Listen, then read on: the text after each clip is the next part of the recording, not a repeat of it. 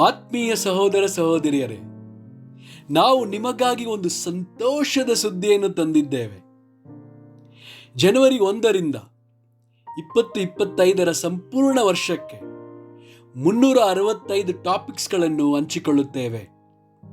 ಪ್ರತಿದಿನ ಒಂದು ಟಾಪಿಕ್ ಮತ್ತು ಅದಕ್ಕೆ ಸಂಬಂಧಿಸಿದ ವಚನಗಳನ್ನು ಹಂಚಿಕೊಳ್ಳುತ್ತೇವೆ. ಇದನ್ನು ಕೇಳಿ ಧ್ಯಾನಿಸಿ ಆಶೀರ್ವಾದ ಹೊಂದಬೇಕೆಂದು ಪ್ರೋತ್ಸಾಹಿಸುತ್ತೇನೆ. ದಯವಿಟ್ಟು ಸಬ್ಸ್ಕ್ರೈಬ್ ಮಾಡಿ ನಿಮ್ಮ ಸ್ನೇಹಿತರೊಂದಿಗೆ ಹಂಚಿಕೊಳ್ಳಿ.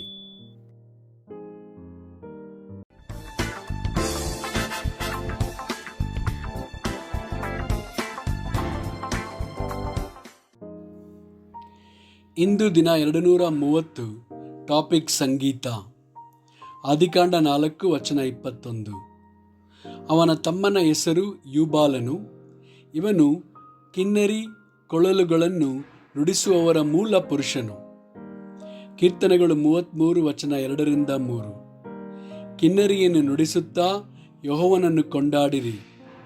10 ತಂತಿಗಳ ಸ್ವರಮಂಡಲವನ್ನು ಬಾರಿಸುತ್ತಾ ಸಂಕೀರ್ತಿಸಿರಿ. ಆತನ ಘನಕ್ಕಾಗಿ ನೂತನ ಕೀರ್ತನೆಯನ್ನು ಹಾಡಿರಿ. ಉತ್ಸಾಹ ಧ್ವನಿಯೊಡನೆ ಇಂಪಾಗಿ ಬಾರಿಸಿರಿ. ಕೀರ್ತನೆಗಳು 98 ವಚನ 4-6. ಸಮಸ್ತ ಭೂನಿವಾಸಿಗಳೇ, ಯೆಹೋವನಿಗೆ ಜಯಘೋಷ ಮಾಡಿರಿ, ಹರ್ಷಿಸಿರಿ, ಉತ್ಸಾಹ ಧ್ವನಿ ಮಾಡಿ ಹಾಡಿರಿ.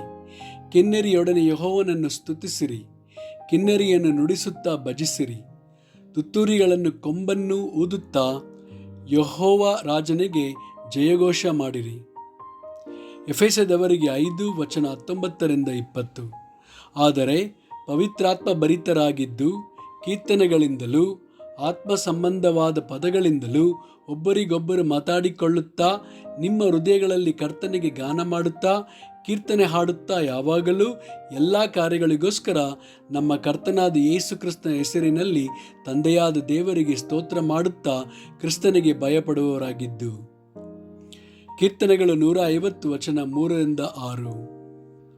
ಕೊಂಬೂದುತ್ತಾ ಆತನನ್ನು ಸ್ತುತಿಸಿರಿ. ಸ್ವರಮಂಡಲ ಕಿನ್ನರಿಗಳಿಂದ ಆತನನ್ನು ಸ್ತುತಿಸಿರಿ. ದಮ್ಮಡಿ ಬಡಿಯುತ್ತಾ ಕುಣಿಯುತ್ತಾ ಆತನನ್ನು ಸ್ತುತಿಸಿರಿ. ತಂತಿ ವಾದ್ಯಗಳಿಂದಲೂ ಕೊಳಲುಗಳಿಂದಲೂ ಆತನನ್ನು ಸ್ತುತಿಸಿರಿ. ತಾಳದಿಂದ ಆತನನ್ನು ಸ್ತುತಿಸಿರಿ. ಜಲ್ಲರಿಯಿಂದ ಆತನನ್ನು ಸ್ತುತಿಸಿರಿ. ಶ್ವಾಸವಿರುವುದೆಲ್ಲವೂ ಯೆಹೋವನನ್ನು ಸ್ತುತಿಸಲಿ. ಯಾಹುವಿಗೆ ಸ್ತೋತ್ರ. ಕೊಲೊಸ್ಸೆಯರಿಗೆ 3 ವಚನ 16. ಕ್ರಿಸ್ತನ ವಾಕ್ಯವು ನಿಮ್ಮಲ್ಲಿ ಸಮೃದ್ಧಿಯಾಗಿ ವಾಸಿಸಲಿ. ಸಕಲ ಜ್ಞಾನದಿಂದ ಕೂಡಿದವರಾಗಿ ಒಬ್ಬರಿಗೊಬ್ಬರು ಉಪದೇಶ ಮಾಡಿಕೊಳ್ಳಿರಿ, ಬುದ್ಧಿ ಹೇಳಿಕೊಳ್ಳಿರಿ. ಕರ್ತನ ಕೃಪೆಯನ್ನು ನೆನೆಸಿಕೊಳ್ಳುವವರಾಗಿ ಕೀರ್ತನೆಗಳಿಂದಲೂ ಸಂಗೀತಗಳಿಂದಲೂ ಆತ್ಮ ಸಂಬಂಧವಾದ ಹಾಡುಗಳಿಂದಲೂ ನಿಮ್ಮ ಹೃದಯಗಳಲ್ಲಿ ದೇವರಿಗೆ ಗಾನ ಮಾಡಿರಿ. 2 ಪೂರ್ವಕಾಲ ವೃತ್ತಾಂತ 5 ವಚನ 13. ಮಂಜೂಷವನ್ನು ಒಳಗಿಟ್ಟ ಯಾಜಕರು ದೇವಾಲಯದಿಂದ ಹೊರಗೆ ಬಂದ ಕೂಡಲೇ ಒಬ್ಬನೋ ಎಂಬಂತೆ ಸ್ವರವೆತ್ತಿ ಯೆಹೋವನನ್ನು ಕೀರ್ತಿಸುವುದಕ್ಕಾಗಿ ತುತ್ತೂರಿ ಊದುವವರು ಗಾಯನ ಮಾಡುವವರು ಅಲ್ಲಿ ನಿಂತಿದ್ದರು. ತುತ್ತೂರಿ, ತಾಳ ಮೊದಲಾದ ವಾದ್ಯಗಳ ಧ್ವನಿಯು ಯೆಹೋವನು ಒಳ್ಳೆಯವನು, ಆತನ ಕೃಪೆಯು ಶಾಶ್ವತವಾಗಿರುವುದು ಎಂದು ಕೃತಜ್ಞತಾಸ್ತುತಿ ಮಾಡುವವರ ಸ್ವರವು ಕೇಳಿಸಿದೊಡನೆ ಮೇಘವು ಯೆಹೋವನ ಆಲಯದಲ್ಲಿ ತುಂಬಿಕೊಂಡಿತು. ಆಮೆನ್.